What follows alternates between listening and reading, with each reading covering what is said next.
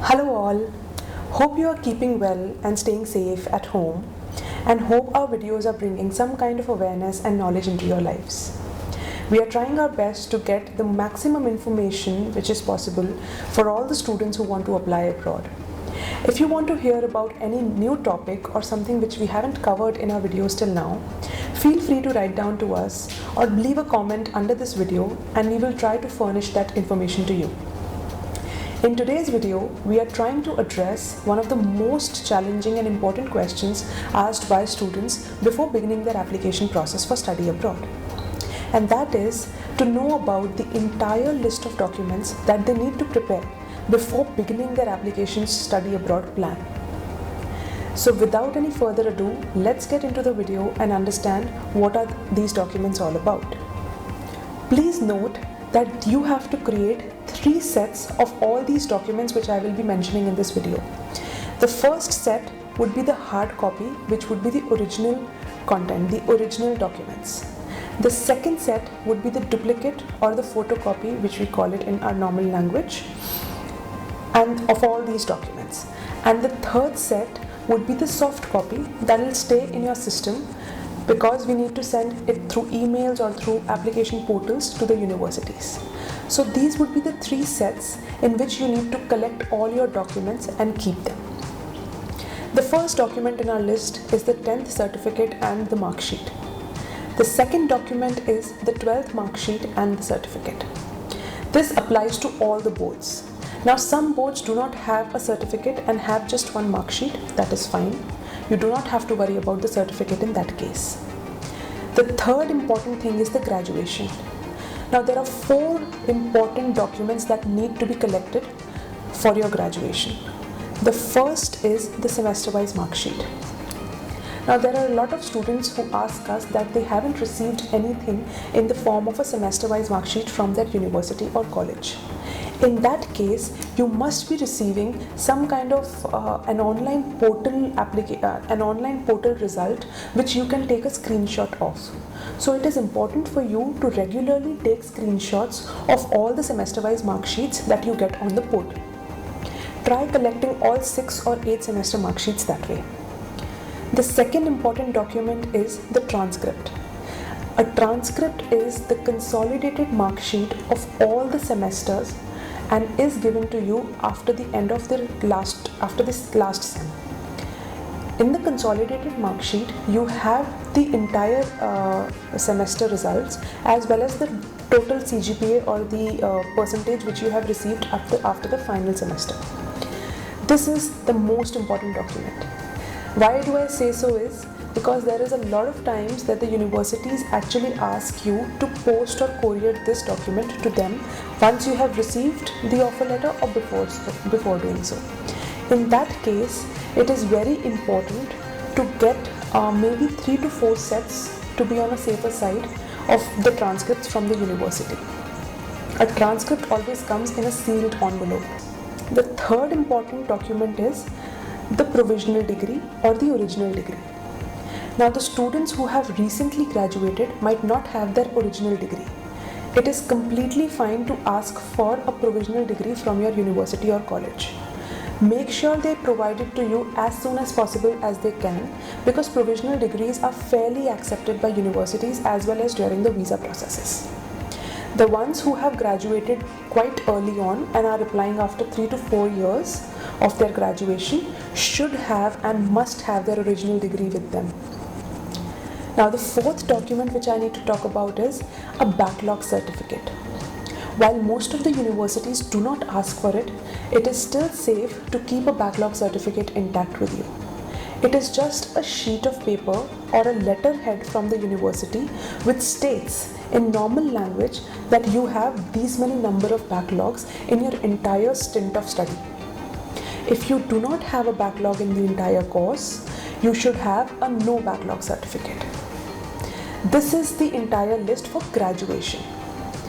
There are a lot of students who apply with work experience. Majorly required are just 2 documents. One is the offer letter, which you must have received before beginning your work experience. And the second is the relieving letter. If you have left a company and started working for the other one, it is important for you to have a relieving letter of the previous company. The optional would be to have pay slips with you. It is fine if you print them and keep them with you. It is fine if you have a soft copy of them. It's a completely optional document. Going next is this SOP, which is also called the Statement of Purpose. How to create an impressive SOP is one topic which we actually covered in our previous video. I will leave the link to that video somewhere in this video. You can also check it out.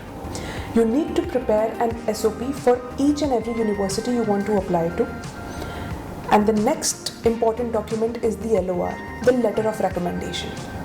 Now, when it comes to the LOR, you need to understand that you need to make 2 to 3 LORs, out of which one is a mandatory academic LOR. By academic, I mean that it should be from a college professor or a mentor who has taught you for your entire study before beginning your work experience or any other studies. So the recent study which you have done, make sure you get an LOR from your professor, from your HOD, from your mentor, from your project supervisor, anybody of that sort. Also, when you prepare an LOR, make sure you have it on the letterhead of your university as well as your company, and make sure the details of your recommender are there in the designation. There are a lot of universities which also have another pattern of asking for an LOR, wherein they ask for the details of your recommender in their portal. So make sure you have like their name, their designation, their email ID, which should be official, their phone number and on which they are available completely, their address, so you can put your college and your company address, and the website or something of that sort. These are the common things for a designation. So that completes our LOR. Going next are the standardized test reports. Make sure you have taken your standardized tests way before beginning your applications, because there are 2 things which happen here. One is you report yourself about your score, and the other is the official score reporting, which the agency does for you. For example, if the IELTS agency, which is the IELTS people, will do the reporting for you. If it's the TOEFL, the ETS people will do it for you. If it's GMAT, GRE, the GMAC people and the GRE people will do it for you. So it is important for you to give that much time for yourself, as it takes time for them to report it and then for it to reach the university. Going next is your passport. You should have your passport completely and clearly scanned, the front and the back side specifically. You can also keep your visa stamps intact with you as like scanned, so that if it is needed somewhere in the visa process, it should be handy enough for you to send them. A very important point to note down here is, if there is any discrepancy within your name on your passport and the other documents, try getting a same name affidavit from the notary so that you can produce it everywhere with your passport. Because if you do not do so, there might be a possibility that the discrepancy stays. I will also advise you that if you have time, try making the name on your passport same as whatever is there on your documents, to avoid any kind of hassle last moment. The next document would be a resume. As we all know how important a resume is in the application process, it is very important for you to keep it handy. Now let me talk to you about some of the optional documents that you might also keep, just in case if the university asks for some proof or some kind of a verification, a validation, if you've written some things in your SOP.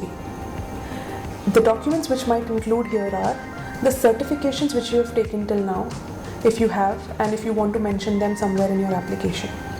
The internships which you would have done in your college time or even after college. Any NGO participations or any CSR, corporate social responsibility participations that you must have had, or any awards and recognitions that you must have taken.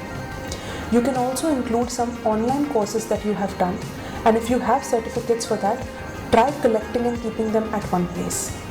This will save you time and also keep you systematic. These are mostly all the documents that are required during the application process. There might be one or two documents which might be university specific and are needed from you, but do not hesitate to collect all these documents and start your application process. That would be all for this video. If you have any doubts regarding anything about the documents or any other topic regarding study abroad, feel free to contact us and we would help you in the same. Till then, keep safe, keep rolling, bye-bye.